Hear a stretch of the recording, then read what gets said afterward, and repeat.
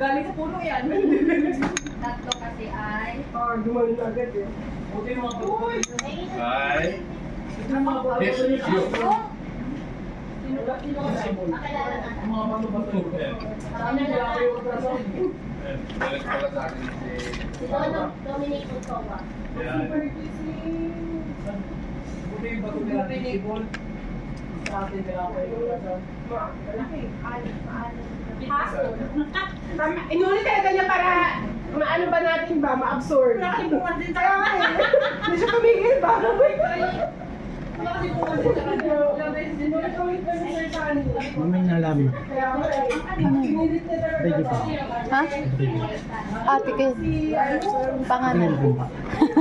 Nakasiguro sa labas mo. Sama.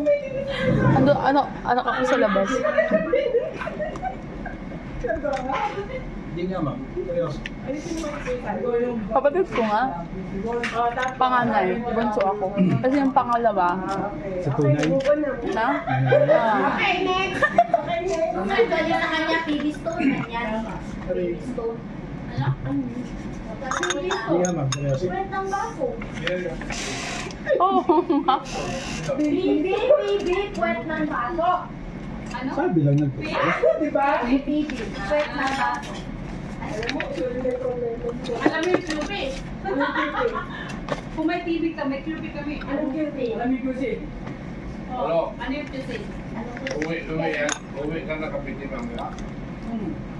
Wala siyang schedule. Mamalo dito ka na nakatira sa Dakota? Minsan, namadalaw sa bahay. Dinadalaw ko na lang yung Mga anak niya. Hindi na siya kilala ng anak niya. Yung alam ko, Hindi, tatakay alam niya namin. yung alam ko, si Captain Maguilar, hindi na niya tanap eh. Nagsama na dalawa.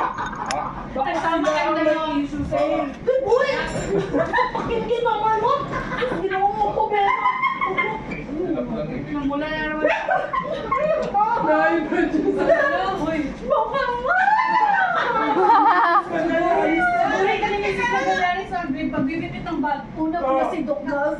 Si Douglas yung na makakaano sa akin. Ikaw na sa balong. Tapos nagbigay ka agad, may hawak ka. Nag-iinom naman ba? Pinurtal ko yung kaawan, sir. Araw-araw na lang. Tamoy lang. Alam ko, sumbong talaga kita kay Melvin. Humanda ka talaga, may ibigay mo sa ako ha. Baka sa araw, hindi kayo sawa sa gabi. Yung tawag. Yung tawan na. Utang na loob. Yung tawo niya may kilig. Isa dito si Sir